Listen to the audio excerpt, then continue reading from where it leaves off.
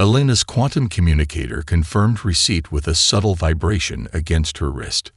She maintained her diplomatic posture as the conclave session adjourned, watching the alien representatives float, glide, and shimmer their way toward the grand reception hall. Several Moravian junior diplomats approached her, their bioluminescent tentacles pulsing with what her cultural briefings identified as amusement. Ambassador Chen, the lead Moravian, burbled through its translator. "We've prepared a simplified buffet for your delegation. Foods without complex molecular structures, minimal quantum seasoning. Suitable for your developmental level." Elena smiled. "How thoughtful. Though I notice your representatives seemed quite interested in our chocolate samples earlier." The Moravian's tentacles flickered with embarrassment. Chocolate had proven unexpectedly addictive to several alien species, one of the few human exports generating interest. As she navigated the reception, Elena cataloged everything. The casual mentions of conclave mining operations already being established in the Kuiper Belt without Earth's permission. The dismissive comments about human neural architecture being admirably sequential. The Thraxi premier instructing his subordinates to begin cataloging Earth's resource potentials before the ink had dried on the protectorate agreement. She caught glimpses of her own diplomatic team carefully executing their assigned roles. Dr. Rodriguez, xenolinguist, deliberately mistranslating technical terms to appear less competent. General Williams, intentionally struggling with the anti-gravity settings of his hover chair. Cultural attaché O'Kafer expressing exaggerated awe at simple conclave technologies that Earth had secretly replicated months ago. A towering Volduran administrator approached, its energy field causing the fine hairs on Elena's arms to stand on end. "Your starships," it pulsed in a voice like static electricity. "We've scanned the primitive fusion engines. Catastrophically inefficient. We'll need to decommission them immediately for safety reasons." Elena bowed her head submissively. "Of course, Administrator. Though we had hoped to maintain a small fleet for ceremonial purposes." "Impossible," the Volduran dismissed. "Your species cannot be trusted with interstellar capabilities until you've evolved beyond your aggressive tendencies. Our historical analysis shows you still engage in tribal conflicts over territory and resources. Primitive." Elena nodded, the perfect picture of chastised acceptance. What the Volduran couldn't know was that humanity's tribal conflicts had produced stealth technologies and countermeasures that operated on principles completely foreign to conclave science. Later, in her assigned quarters aboard the conclave station, Elena locked the door and activated the quantum scrambler disguised as a meditation stone. The room's surveillance systems would register only the brainwave patterns of deep sleep. General Williams' face appeared on her secure tablet. "Protocol sleeper confirmed, Ambassador." The conclave took the bait. "Completely," Elena replied. "They're utterly convinced of our technological inferiority. Their arrogance is absolute." "And the timeline?" Elena's expression hardened. "They're already preparing resource extraction operations throughout our system. We have less time than we thought. Tell Admiral Wei he has 14 months, not 20. Williams frowned. "That accelerates everything." "Then we accelerate," Elena said firmly. "The Conclave believes they're dealing with a compliant, primitive species grateful for their guidance. They expect us to take centuries to understand their technology. And instead..." Elena displayed the data her ceremonial jewelry had extracted from Conclave systems during the reception. Schematics, command protocols, shield frequencies. "Instead, we'll show them what primitive truly means. Humanity didn't crawl out of the ocean yesterday, General. We clawed our way to the stars through ice ages and plagues, and our own self-destructive tendencies. We survived ourselves. The Conclave won't survive us." As she ended the transmission, Elena gazed out her viewport at the magnificent Conclave fleet. Gleaming vessels arranged in perfect mathematical patterns, beautiful and predictable. They had no idea what was coming. Maya escorted Xylith through the university's crowded courtyard, where students performed the expected role of grateful protectorate citizens. The Thraxi anthropologist waved his crystalline appendages with excitement as he recorded observations. "Remarkable how quickly your younglings have adapted to our educational improvements." Xylith clicked, mandibles twitching as students demonstrated conclave-approved calculation methods. Though they still rely on verbal communication rather than proper telepathic implants. "We're grateful for your patience with our limitations," Maya replied, the practiced humility burning her throat like acid. A commotion near the eastern gate caught their attention. A student had collapsed, convulsing dramatically. Maya recognized Raj from her quantum physics department, one of her most brilliant researchers, and more importantly, part of the resistance. "Medical emergency," Maya announced, deliberately using outdated Earth protocols that would appear quaint to Xylith. She rushed forward, positioning herself between Xylith and Raj. "Unfortunate," Xylith chittered. "Your biological bodies are so fragile." As campus medical drones approached, Maya knelt beside Raj, using her body to shield the small data crystal he pressed into her palm. She palmed it smoothly as the medical team arrived, making a show of stepping back respectfully as they transported Raj to the infirmary. "Your species' concern for damaged individuals is inefficient but endearing," Xylith observed. "The Conclave would have simply decommissioned him and grown a replacement." Maya forced a smile.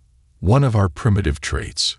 Later that night, after confirming her quarters were clear of surveillance, Maya examined the crystal. It contained schematics from the Moravian outpost in the asteroid belt, propulsion designs that the research team in Antarctica had been trying to reverse engineer for months. She encrypted the data and transmitted it through the quantum-entangled communication network hidden in Earth's natural electromagnetic field, a transmission method that appeared as background radiation to conclave sensors. The reply came within minutes, Prototype 7 operational, proceeding to full production. Maya allowed herself a moment of fierce satisfaction before composing herself. The Conclave believed human emotions made them weak. They would learn how wrong they were. At the Lunar Administrative Center, Governor Kelvor of the Thraxi stared at the resource extraction reports with growing frustration. His crystalline form clouded with irritation as he summoned the human liaison assigned to his office. "These mining yields are decreasing," he complained when Thomas Park arrived. 14% below projections for the third consecutive month. Park bowed apologetically. "Forgive us, Governor. Perhaps our primitive understanding of your equipment." "Enough excuses," Shalvor interrupted. "The Conclave is sending additional overseers to supervise your workers directly." "As you wish," Park replied deferentially. "Though our workers might need additional time to adapt to new supervisors. Cultural differences, you understand." What Kelvor couldn't know was that the missing resources were being diverted to hidden manufacturing facilities beneath the lunar surface. The yield reports were meticulously falsified to show gradual decreases that would appear consistent with human inefficiency rather than deliberate sabotage. As Park exited the governor's office, he passed a maintenance worker who briefly caught his eye. The signal that the latest shipment of quantum phase materials had successfully been rerouted to Fabrication Bunker 7. The humans working for the Conclave administration had perfected a complex language of gestures, expressions, and seemingly random maintenance schedules that conveyed vital information while appearing as nothing more than the disorganized behavior of a primitive species. That night, Thomas joined 50 other resistance leaders in a vacuum-sealed cavern 4 kilometers beneath Tycho crater. Admiral Wei's holographic projection dominated the center of the room. "Phase 2 is nearly complete," Wei announced. "The fleet's neural networks are online, weapons systems are at 87% capacity, and stealth systems are exceeding expectations. The Conclave is growing suspicious of resource discrepancies," Thomas reported. "They're increasing oversight." We nodded grimly. "Then we accelerate. The first strike teams deploy in 30 days. A ripple of tension passed through the room. "So soon?" someone whispered. "We've intercepted Conclave communications," Wei explained. "They're planning to implement neural compliance technology on select human populations as a test program. Once they start tampering with human minds, our window closes. The projection shifted to display the first target, a remote conclave listening post on Titan. The mission would confirm whether humanity's stealth vessels could truly operate undetected. 1 month to Operation Ghostwalker, Y concluded. Maintain your covers. Remember, every time they mock our primitive nature, they're handing us another weapon. As the meeting dispersed, Thomas lingered to watch technicians installing components in a prototype infiltration suit.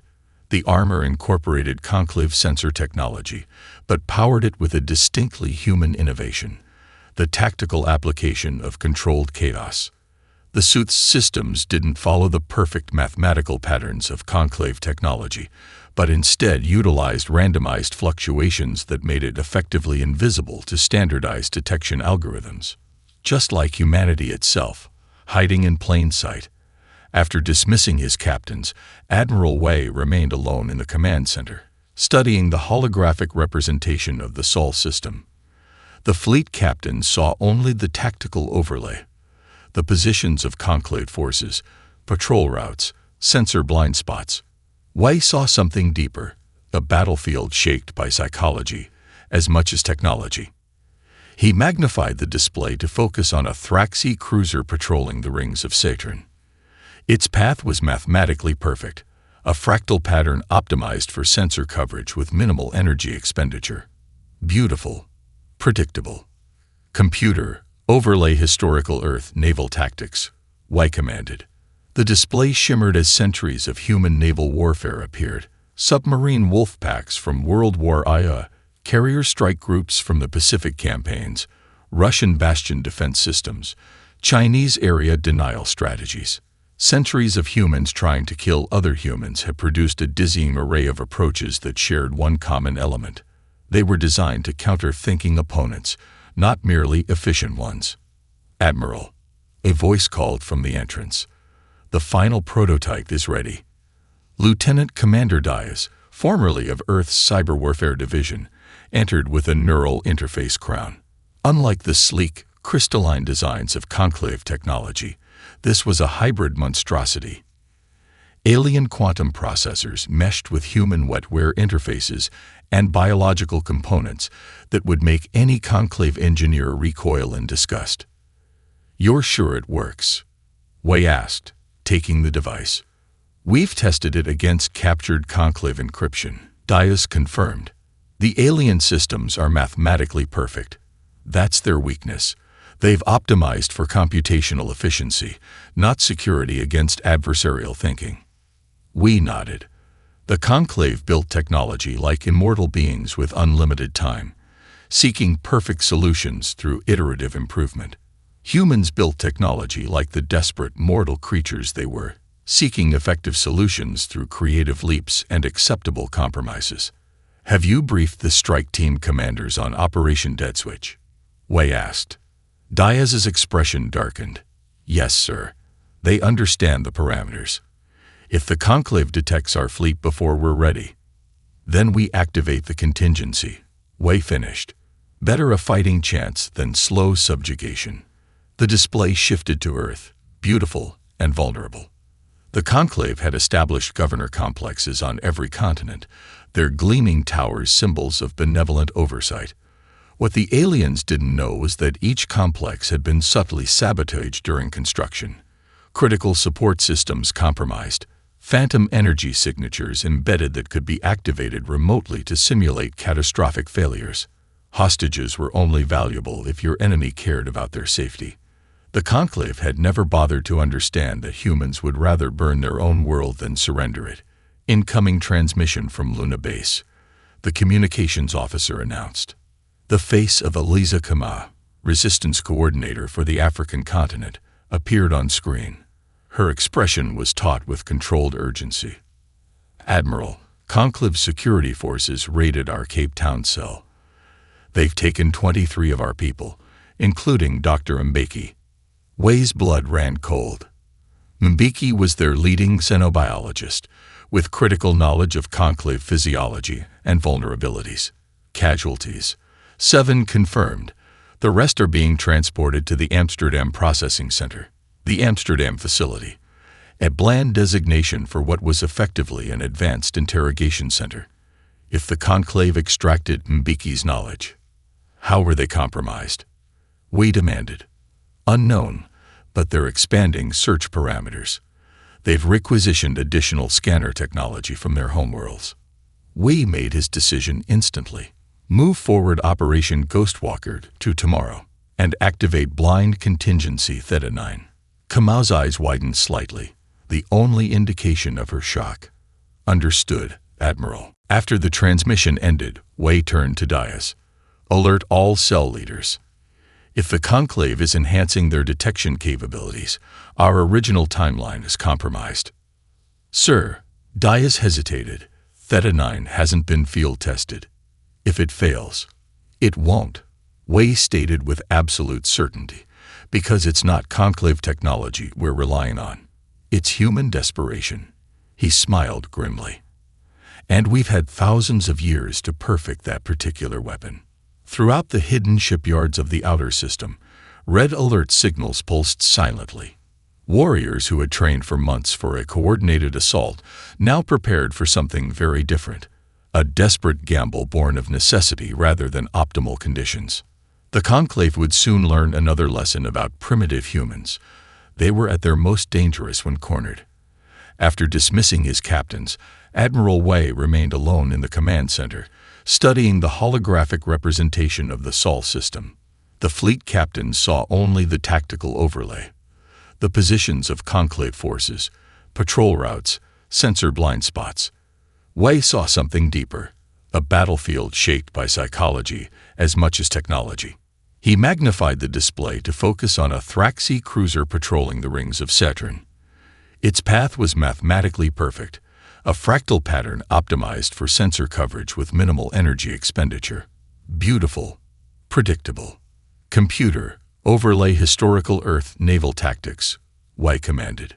The display shimmered as centuries of human naval warfare appeared. Submarine wolf packs from World War II, carrier strike groups from the Pacific campaigns, Russian bastion defense systems, Chinese area denial strategies. Centuries of humans trying to kill other humans had produced a dizzying array of approaches that shared one common element. They were designed to counter thinking opponents, not merely efficient ones. Admiral, a voice called from the entrance. The final prototype is ready. Lieutenant Commander Dias, formerly of Earth's Cyber Warfare Division, entered with a neural interface crown. Unlike the sleek, crystalline designs of Conclave technology, this was a hybrid monstrosity. Alien quantum processors meshed with human wetware interfaces and biological components that would make any Conclave engineer recoil in disgust. "You're sure it works?" Wei asked, taking the device. "We've tested it against captured Conclave encryption," Dias confirmed. "The alien systems are mathematically perfect. That's their weakness. They've optimized for computational efficiency, not security against adversarial thinking." We nodded. The Conclave built technology like immortal beings with unlimited time, seeking perfect solutions through iterative improvement. Humans built technology like the desperate mortal creatures they were, seeking effective solutions through creative leaps and acceptable compromises. "Have you briefed the strike team commanders on Operation Dead Switch?" Wei asked. Dias's expression darkened. "Yes, sir. They understand the parameters.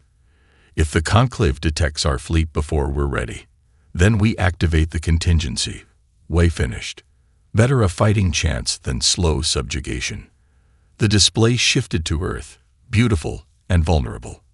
The Conclave had established governor complexes on every continent, their gleaming towers symbols of benevolent oversight.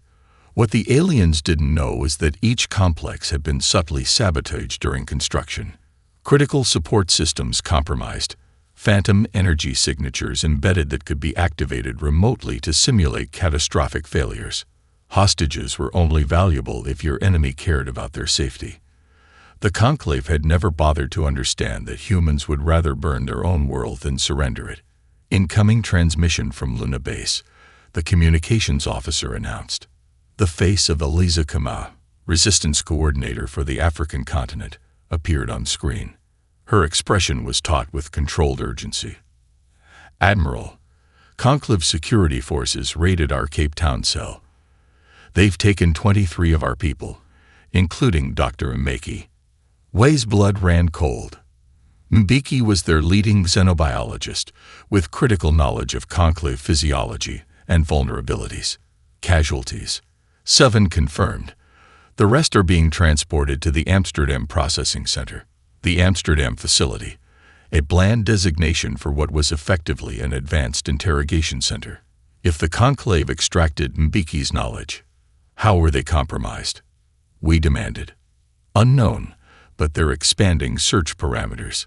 They've requisitioned additional scanner technology from their homeworlds." Wei made his decision instantly. "Move forward Operation Ghostwalker to tomorrow, and activate Blind Contingency Theta 9. Kamau's eyes widened slightly, the only indication of her shock. "Understood, Admiral." After the transmission ended, Wei turned to Dias. "Alert all cell leaders. If the Conclave is enhancing their detection capabilities, our original timeline is compromised." "Sir," Dias hesitated, "Theta 9 hasn't been field tested. If it fails, it won't," Wei stated with absolute certainty, "because it's not Conclave technology we're relying on. It's human desperation." He smiled grimly. "And we've had thousands of years to perfect that particular weapon." Throughout the hidden shipyards of the outer system, red alert signals pulsed silently. Warriors who had trained for months for a coordinated assault now prepared for something very different. A desperate gamble born of necessity rather than optimal conditions. The Conclave would soon learn another lesson about primitive humans. They were at their most dangerous when cornered. Admiral Zex Toral watched in mounting horror as the immaculate formation of the Third Fleet disintegrated into chaos. The command interface that normally displayed orderly tactical projections now flickered with contradictory data streams. Ship after ship winked from green to amber to red on his status board. "Implement contingency pattern Delta Vex," he ordered, his crystalline appendages vibrating with stress frequencies. Nothing happened. Command authorization not recognized. The ship's intelligence responded in its melodious voice. "Security protocols have been compromised." Impossible. The Thraxi military network utilized 13-dimensional quantum encryption. No primitive species could possibly. A notification pulsed on his private channel. When he accessed it, Admiral Wei's face appeared. "Your encryption was elegant," the human admiral said conversationally. "Mathematically perfect, in fact. The problem with perfection, though, is that it follows rules. Humans excel at breaking rules." "How did you access this channel?" Zex Toral demanded. Wei's expression remained neutral. "We didn't crack your encryption. We simply created a replica of your authentication protocols. Your ships now recognize our commands as originating from Conclave High Command." The Thraxi Admiral's outer crystalline layer clouded with rage. "Deception. Trickery. We call it lateral thinking," Wei corrected. "While your engineers were designing perfect security systems, ours were studying how to circumvent them entirely." On the main view screen, Ambassador Chen continued addressing the Conclave fleet, her transmission broadcasting on all frequencies. But Zex Toral was no longer listening. He was watching the tactical display as human vessels executed impossible maneuvers, slingshotting around planetary gravitational wells, hiding in radiation belts, even momentarily phasing into subspace dimensions the Conclave had theorized but never weaponized. "Sir," his second-in-command called urgently. "They're not targeting our weapons or shields. They're targeting our sensor arrays and communication systems." Zex Toral's inner crystals resonated with sudden understanding. The humans weren't trying to destroy the Conclave fleet. They were isolating it, ship by ship, section by section. "Full retreat," he ordered. "Emergency FTL jumps immediately." Unable to comply, the navigation officer reported. "Jump coordinates are being actively scrambled. We're detecting some kind of localized space-time distortion field." On the auxiliary display, Zex Toral watched as human marines in those terrifying black armored suits boarded the destroyer Crystalline Harmony. Instead of heading for the bridge or weapons systems, as military doctrine would dictate, they moved directly to the ship's central database core. They weren't just fighting a war. They were stealing the Conclave's most valuable asset, information. "Admiral," Wei's voice came again on the private channel. "I'm offering you a choice. Surrender your fleet intact, or watch it be dismantled piece by piece. The Conclave does not surrender to primitives." Zex Toral spat. Wei's expression showed something unexpected. Sympathy. "Your species achieved spaceflight through careful, incremental advancement over thousands of years. You can't understand species like us, who clawed our way to the stars in mere centuries. Your evolution was a garden path. Ours was a gauntlet." The view screen suddenly displayed historical footage that the Conclave cultural databases had dismissed as primitive savagery. Humans fighting across mud-filled trenches, soldiers advancing through artillery fire, civilian populations enduring carpet bombing yet refusing to surrender. "This is why you'll lose," Wei continued. "Your species optimized for efficiency in an environment of abundance. Mine optimized for survival against all odds." A new alert flashed on Zex Toral's command console. The flagship's propulsion systems were failing, power levels dropping across all decks. Not from battle damage, but from precisely targeted computer intrusions that the Conclave's defense algorithms couldn't recognize, let alone counter. "What do you want?" the Thraxi Admiral finally asked, his pride cracking. "The same thing humans have always wanted," Wei replied. "The freedom to determine our own fate." As he spoke, human vessels surrounded the flagship, not in a conventional attack formation, but in a complex pattern that Zex Toral gradually recognized. They were creating a signal amplification network. Whatever came next, the humans intended the entire galaxy to witness it. Ambassador Chen's face replaced Wei's on the screen. "Admiral Zex Toral, you will transmit our terms to the Conclave using your command authentication. The Conclave will acknowledge Earth's independence and withdraw all forces from the Sol system within 30 days. Additionally, you will release all data regarding the Human Harmony Initiative and similar programs targeting other species. And if I refuse?" Chen's expression remained perfectly composed. "Then we release everything we've already extracted from your ships, including the classified records of how the Conclave was actually formed, how the founding species manipulated and subjugated the others, how the grand narrative of galactic harmony was built on carefully constructed lies." Zex Toral's crystalline structure paled to near transparency. "How could you possibly know?" "Because," Chen said simply, "we recognize the pattern. We've seen empires rise and fall on Earth for thousands of years. The strategies of conquerors are remarkably consistent, regardless of species." Around the flagship, Zex Toral's mighty fleet hung disabled and dark, centuries of Conclave technological superiority neutralized in less than an hour by a species they had dismissed as barely spacefaring. The Thraxi Admiral made his decision. Survival now, retribution later. He would comply, transmit the humans' demands, and retreat. The Conclave would marshal its full might and return to crush these upstarts properly. As if reading his thoughts, Admiral Wei's voice returned, speaking privately once more. "One last thing, Admiral. Don't mistake this for a temporary setback. What you've seen today isn't our full capability. It's just our opening move." The Grand Council chamber had descended from diplomatic decorum into something approaching tribal chaos. Species representatives who had maintained millennia of carefully calibrated cooperation now clustered in defensive groups, bodyguards and security drones forming protective barriers between factions. Yizik, the Dromai maintenance worker, pressed himself against a service alcove, his 6 legs trembling with a combination of fear and exhilaration. The secret broadcast of humanity's victory had reached even the most tightly controlled Conclave worlds. For subjugated species like his own, it represented something long forgotten: hope. The humans must have had assistance. The Volduran High Chancellor's energy form pulsed accusingly, distortions rippling toward the Moravian delegation. Their technological leap is otherwise impossible. Perhaps they simply possessed ingenuity your simulations failed to predict, replied the Moravian representative, its gelatinous form flushing defensive colors. On the central platform, Ambassador Chen stood flanked by her marine escort, watching the disintegration of the conclave's facade of unity with clinical interest. Her neural implant was recording everything: the positioning of the species delegations, the security protocols being implemented, the subtle hierarchies revealed by who spoke and who remained silent. Enough. The crystalline form of the Thraxi Premier vibrated with harmonic rage frequencies.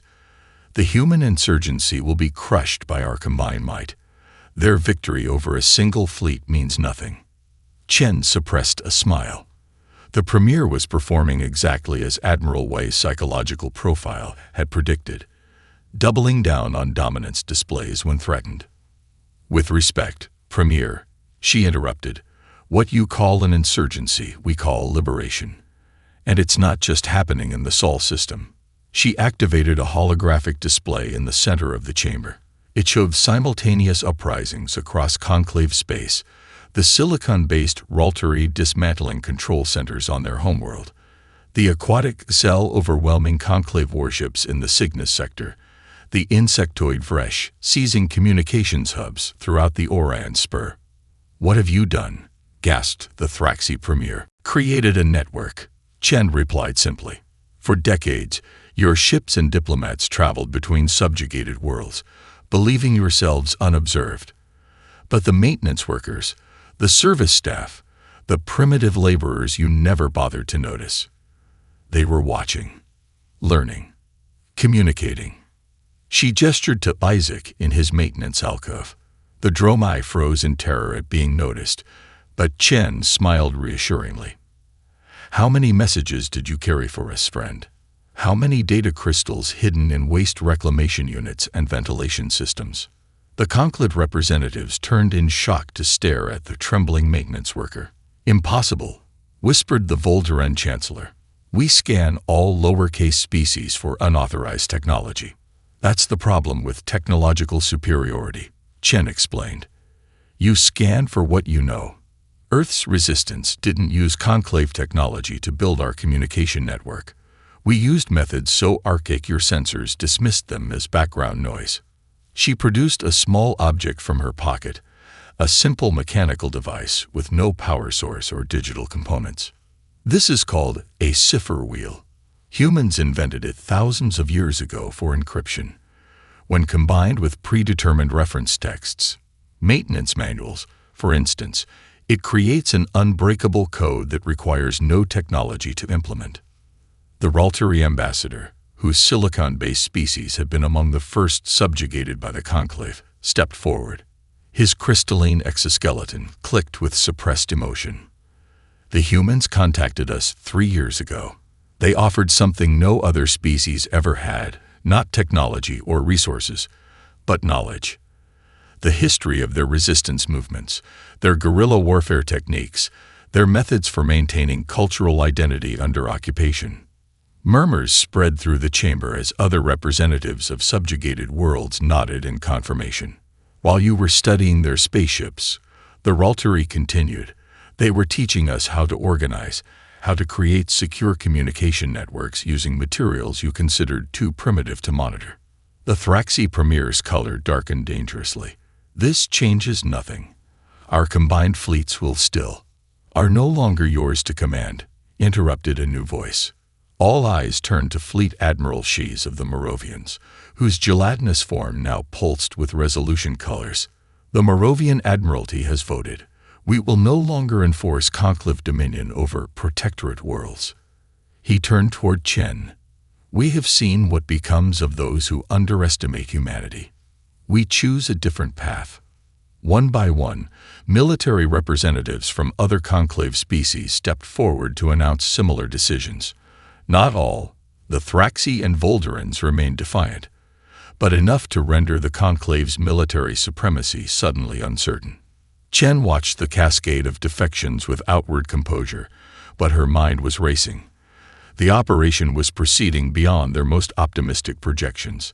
What had been planned as a negotiation backed by force was transforming into a full-scale revolution. As the chamber erupted into fresh arguments, she activated her secure channel to Admiral Wei. "The conclave is fracturing faster than we anticipated," she reported quietly. "We may have overestimated their cohesion, or underestimated how many others were waiting for someone to strike the first blow," Wei replied. "Stand by for Phase 2 implementation." Chen raised an eyebrow. "Already? The situation is still volatile." "Precisely why we need to move now," Wei answered, "before the Thraxi can consolidate their remaining loyalists." As if summoned by their conversation, the chamber's security systems suddenly activated, energy barriers separating the various delegations. The Thraxi Premier's voice cut through the chaos. "This session is adjourned pending security review. All non-conclave representatives will be detained for questioning." Chen exchanged glances with her marine escort. The Premier's desperation was showing. Never a good sign in a crystalline species with access to planet-destroying weapons. She activated her emergency transmitter, sending a single encoded pulse. Avalanche. Throughout the conclave capital, sleeper agents activated their contingency protocols. The real battle for the galaxy's future was about to begin. Supreme Warmaster Kraz paced the bridge of the crystalline vengeance, his crystalline structure radiating stress harmonics that caused junior officers to keep their distance. The combined reserve fleet, the last desperate gambit of the fractured conclave, had encountered not the disorganized human defenders they expected, but a transformed enemy. "Status report," he demanded. The tactical officer, a Volduran whose energy pattern appeared diminished from continuous duty, responded with visible reluctance. "Sectors 7 through 13 have fallen. Human vessels are utilizing some form of modulated gravitational distortion we cannot counter." "Impossible," Kraz growled. "Our intelligence confirmed they had no such technology 6 weeks ago." Commander Leth, his Moravian science officer, spoke up, one of the few Moravians who had remained loyal to the conclave.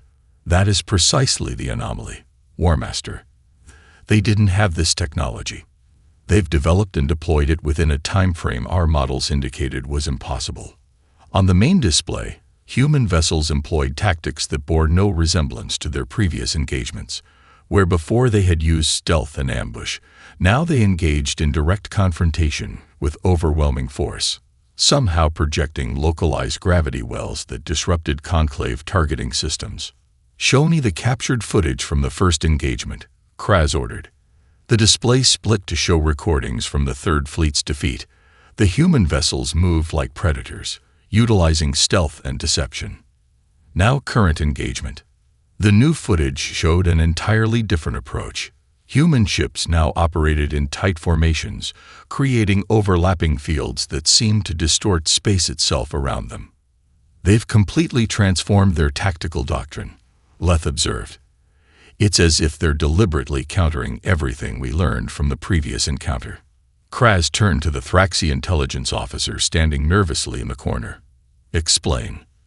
We believe they allowed us to observe their previous tactics specifically so we would adapt our defenses to counter them," the officer replied. "Then they deployed entirely new approaches that exploit the very countermeasures we developed. They sacrificed tactical secrecy to bait us into a predictable response," Leth translated. "A meta-strategy our war simulations never considered." Kraz's crystalline structure darkened with fury. "You're suggesting they predicted our psychological response, not just our tactical one." "Precisely, Warmaster. They're not fighting our ships. They're fighting our minds." A new alert blared across the command deck. On the tactical display, 3 conclave cruisers suddenly showed critical power failures. "What now?" Kraz demanded. The Volduran tactical officer's energy pattern fluctuated with alarm. "Unknown, Warmaster. Their systems are transforming." On the main screen, the cruiser's conclave identification markers vanished, replaced by human designations. Without firing a single shot, the humans had somehow seized control of the vessels. "How is this possible?" Kraz's voice cracked with harmonics of fear for the first time. A private communication channel activated on his command console. The face of Admiral Wei appeared, calm and composed. Wondering about your ships, or Master Kraz, we call it a logic bomb, a concept our primitive digital systems developed centuries ago. Your perfectly optimized operational protocols made it particularly effective. This violates all principles of honorable warfare, Kraz protested. Wei's expression revealed genuine surprise. Honorable. You were developing neural control technology to enslave our species. Your conclave has subjugated dozens of civilizations, stripped their resources, and relegated them to servitude. And you speak of honor. Before Kraz could respond, a new alert sounded. External sensors detected hundreds of small objects surrounding the crystalline vengeance, some kind of primitive projectile weapons. Targeting systems cannot acquire lock, the tactical officer reported with growing panic. They're too small and moving in randomized patterns our predictive algorithms cannot process. Kinetic weapons, Kraz said incredulously. You're attacking a conclave dreadnought with physical projectiles. We nodded on the screen. Sometimes the oldest solutions are the most effective. Your energy shields are calibrated for coherent energy weapons and large-scale impacts. They're remarkably vulnerable to thousands of small, irregularly shaped objects moving at relativistic speeds. As if to demonstrate, several of the projectiles struck the dreadnought's outer hull. Instead of detonating or bouncing off, they somehow phased through the shields and adhered to the crystalline structure. What is this? Kraz demanded, actual fear now evident in his voice. We call it adaptive warfare, Wei replied. Your civilization perfected a single technological path, optimizing it over millennia. Impressive, but predictable. Humans explored thousands of different approaches, discarding most but remembering them all. What you're seeing isn't our technology. It's technologies from a dozen liberated worlds, combined with human ingenuity. The adhered projectiles began to pulse with energy that resonated with the dreadnought's crystalline structure. Warning alarms blared as structural integrity began to fail. You have 3 minutes to evacuate your crew, Wei stated flatly. Unlike the Conclave, we don't consider other sentient beings disposable. For the first time in his long, distinguished career, Supreme War Master Kraz found himself with no strategic options, no counterattack, no path to victory. The humans hadn't just outfought the Conclave, they had outfought them at every level. As evacuation orders spread throughout the massive dreadnought, Kraz faced the human admiral with one final question. How? How did your species advance so rapidly? It defies all evolutionary models. Wei's answer was simple but devastating in its implications. Because we had to. Your species evolved in harmony with your environment. Mine evolved by overcoming ours. You built your civilization on stability. We built ours on adaptation. The transmission ended, leaving Kraz to contemplate how thoroughly the galaxy's power structure had been upended by a species that just months earlier had been dismissed as barely worth studying. Elena Chen watched the Thraxi representative, Xylith, once her condescending academic advisor, now the official delegate to the Galactic Congress, approach her after the signing ceremony. The irony wasn't lost on her. The anthropologist who had studied humans as fascinating primitives now represented his species in negotiations with those same primitives. High Ambassador Chen, Xylith greeted her, his crystalline form vibrating with formal harmonics. The ratification of the equality protocols is unprecedented in galactic history. History is full of unprecedented events, Elena replied. That's rather the point of history. Around them, the grand reception hall of the Lunar Administrative Center hummed with activity. Representatives from 87 species mingled in what would have been unthinkable just months ago. Former conclave rulers conversing as equals with species they had once classified as protectorates or research subjects. There are still those among my kind who believe this arrangement is temporary, Xylith admitted, mandibles clicking with what Elena had learned to recognize as discomfort. They speak of reconsolidation, of restoring the natural order. Natural according to whom? Elena asked, genuinely curious. Xylith's crystalline structure clouded slightly. "You must understand, High Ambassador. For 50,000 years, the Conclave's hierarchy was considered an immutable law of cosmic development. Species evolved toward specific niches, with natural leaders and natural followers. And yet here we are." Alina gestured to the gathering, rewriting those immutable laws in a single generation. She led Xylith toward one of the viewports overlooking the Sea of Tranquility, where construction drones worked on the expanding Congress complex. Unlike the uniformly perfect structures of conclave architecture, the new buildings incorporated diverse design philosophies: Thraxi crystalline precision alongside Dromai organic flowing forms, and human-inspired asymmetrical elements. "Your Admiral Wei has an interesting theory," Xylith said after a moment of contemplation. "He suggests that the Conclave's downfall was inevitable precisely because of our evolutionary stability." Alina nodded. "Successful adaptation often leads to stagnation. You perfected your societies to the point where innovation became unnecessary, even discouraged. Humans never reached that point. We remained in constant evolutionary pressure. Competition versus cooperation," Xylith mused. "Our scholars are re-examining their fundamental assumptions about societal development. I hope they're also examining the fallacy of technological determinism," Alina suggested. "The belief that advanced technology automatically confers advanced thinking." Before Xylith could respond, a soft chime indicated an incoming priority communication. Alina excused herself and moved to a private alcove where Admiral Wei's holographic projection awaited. "The Deep Space Monitoring Network has detected something," Wei reported without preamble. "Unknown vessels at the edge of the heliopause. Configuration doesn't match any known species." Alina felt a momentary chill. First contact protocols. Already implemented. But there's something else. Wei's expression was unreadable. The quantum signature of their drive systems. It resembles theoretical models our scientists developed by combining Thraxi and Volderan principles. Technology that shouldn't exist yet. Time travelers? Alina asked, only half joking. Or something stranger. They're broadcasting on frequencies specifically calibrated to penetrate Earth's ionosphere. As if they know exactly how to reach us. Alina considered the implications. Another test, perhaps. The universe has a way of continuing to challenge us. "Your orders, High Ambassador." She thought for a moment. "Prepare a diplomatic vessel. I'll lead the first contact team personally. It could be dangerous," Wei cautioned. Alina smiled. "Everything worth doing usually is. Gather representatives from our Congress allies. Thraxi, Dromai, Moravian, Raltari.